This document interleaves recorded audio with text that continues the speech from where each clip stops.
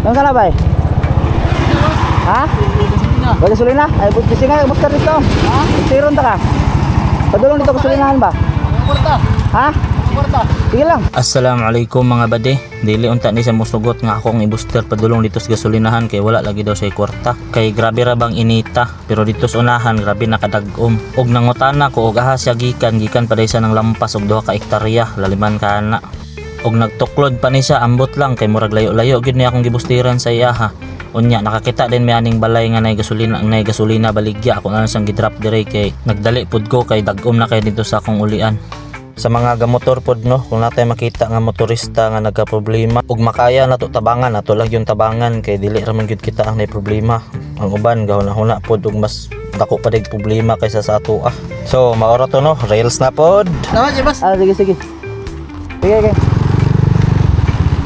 kamping.